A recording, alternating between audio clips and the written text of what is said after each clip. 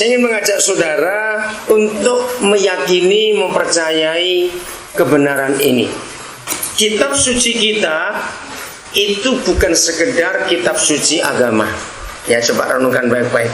Kitab suci kita ini bukan sekedar kitab suci agama, tetapi di dalamnya itu ada semua jawaban, bukan segala jawaban. Bedakan antara semua dan segala. Kitab suci kita adalah segala jawaban untuk semua permasalahan dalam kehidupan ini. Saudara, saya ingin meyakinkan saudara bahwa firman Tuhan dan Tuhan Yesus itu bukan saja untuk orang Kristen. Percaya tidak? Amin. Saya ulangi lagi, karena masih banyak, bahkan ada pendeta pun saya ajak ngomong ini marah. Ya sudah, kalau marah saya nggak mau ajak ngomong lagi, karena orang marah nggak bisa diajak bicara. Jadi firman Tuhan dan Tuhan Yesus itu bukan hanya untuk orang Kristen. Satu hal kita percaya, bahwa kasih Bapa di surga itu untuk orang Kristen saja atau untuk semua orang? Jelas semua orang. Nah, kalau kita percaya itu, mengapa kita tidak membawa firman Tuhan ini keluar daripada kekristenan? Bahkan sudah 2 tahun terakhir ini, saudara coba cerna dulu dengan kalimat ini supaya saudara nggak kaget. Sejak tahun 2007-2008 ini, saya sudah dibawa Roh Kudus untuk meyakinkan beberapa orang, baik yang Kristen maupun yang bukan, bahwa Yesus Tuhan kita itu bukan orang Kristen dan dia tidak beragama Kristen. Ayo, jawabnya apa? Yang lain gak boleh diam. Saudara jawab apa? Yesus Tuhan kita itu bukan orang Kristen dan dia tidak beragama Kristen. Ya atau tidak? Ya. Maka itu kapan dia bisa dikenal dan dimiliki oleh semua orang di dunia? Ini tadi jawabannya, keluarkan dia dari gereja dan keluarkan dia dari kekristenan. Amen. Supaya semua orang bisa memiliki dia tanpa takut dengan label itu tadi. Nah, kesadaran ini masih sedikit sekali di kalangan Kristen. Kenapa? Karena kita masih sebagai umat beragama Kristen. Saya beri contoh dulu betapa hebatnya firman Tuhan ini. Masalah kesehatan. Saudara, perhatikan 5 tahun terakhir ini orang paling banyak bicara soal kesehatan. Betul nggak? 5 tahun terakhir ini orang begitu takut dengan sakit. Di samping biayanya mahal dan penyakit juga sekarang jadi aneh-aneh. Pernahkah saudara menyadari kalau kita bicara kesehatan dari kitab Kejadian dan kitab Imamat, dari 2 kitab itu saja 3.500 tahun yang lalu, Musa adalah orang pertama yang Tuhan berbicara kepada manusia untuk memiliki hidup sehat. Itu caranya bagaimana? Itu Alkitab. Jadi saudara harus bisa bicara kesehatan kepada seluruh orang di dunia pakai kitab suci ini, tapi tidak menyebutkan agama Kristen. Coba renungkan kata-kata ini. Bisa nggak kita seperti itu? Harusnya semua hamba Tuhan seperti itu. Saya sudah sering bicara tentang kesehatan pakai kitab suci, tapi saya yakinkan mereka ini nggak bicara soal agama, tapi ini kenyataan bahwa kitab suci ini luar biasa. Bayangkan 3.500 tahun yang lalu, ketika tidak ada seorang pun yang ngerti medis, tidak ada satupun alat-alat medis zaman itu yang seperti sekarang bisa mendeteksi, tapi kitab ini kembali dibuka. Hebat sekali. Nah, saya beri contoh satu ayat dulu, baru saya kembali kepada kesehatan.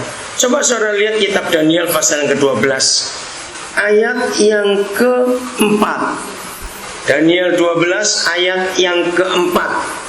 Salah seorang boleh baca? Daniel 12 ayat yang ke-4.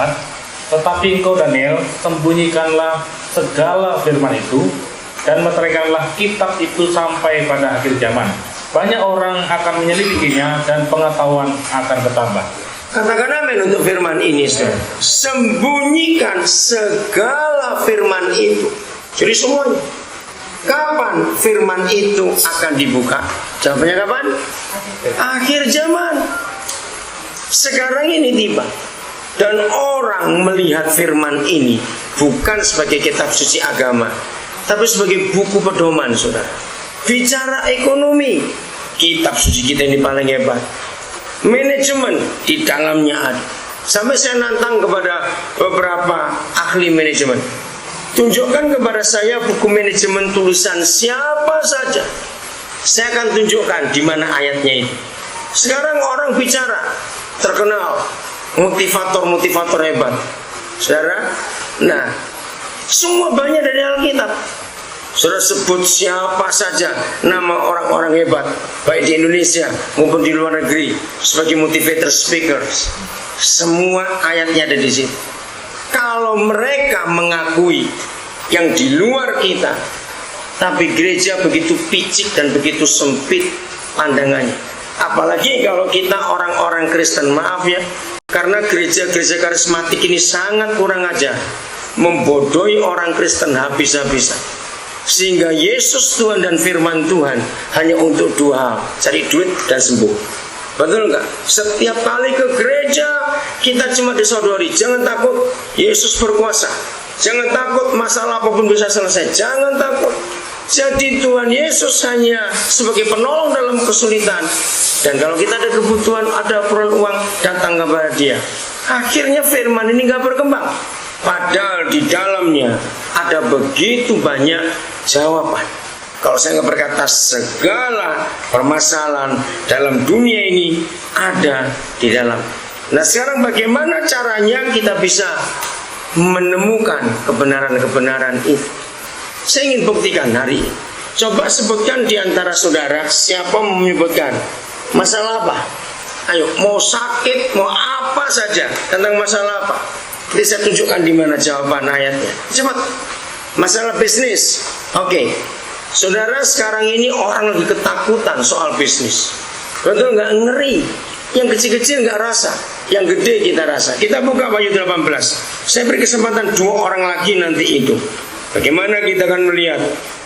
Kira-kira 80 tahun setelah Tuhan Yesus, maka Yohanes saudara kita menerima pewahyuan ini. Dan ayat ini sudah dituliskan, firman Tuhan ini sejak pewahyuan itu. Judulnya mulai 1 jamnya Babel. Nah, Babel ini bicara sistem dunia. Sistem dunia itu semuanya, baik politik, baik pemerintahan, baik ekonomi, kesehatan, pendidikan, semua itu Babel. Saya langsung ke ayat yang ke-10. Mereka akan berdiri jauh-jauh. Ini terjadi pada akhir 2008. Ngeri sekali, dunia belum pernah mengalami kekacauan ekonomi seperti sejak akhir September yang lalu. Saya baca, mereka akan berdiri jauh-jauh karena takut akan siksaannya. Dan mereka akan berkata, celaka, celaka engkau, hai kota yang besar, Babel, hai kota yang kuat. Sebab dalam 1 jam saja sudah berlangsung penghakiman. Wahyu 18 ayat yang ke-10. Kalau saudara masih sempat dapat, cari majalah Intisari bulan November. Ayat ini kalimatnya ditulis di situ. Artinya sekian belas jam runtuhnya ekonomi dunia. Itu secara kronologis nggak sampai 48 jam, saudara. Itu akhir September. Mengerikan sekali. Menit per menit ditunjukkan bagaimana jatuhnya dunia. Nah, minggu ini hari apa ya? Minggu ini kembali dihancurkan. Kalau saudara dengar nama Madoff, ya, mengerikan sekali, ambruk lagi. Maka itu orang Kristen rajinlah baca berita.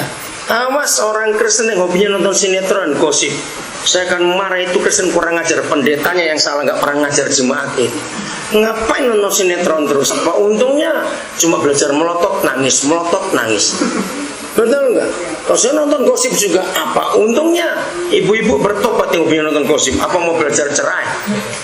Serius ini, saudara. Anak-anak saudara yang hobinya main PlayStation bertobat. Jangan bangga. Saya bicara berapa hari yang lalu, 10 tahun yang lalu, itu beda dengan sekarang. 10 tahun yang lalu orang-orang tua akan merasa bangga kalau anaknya itu betah di rumah.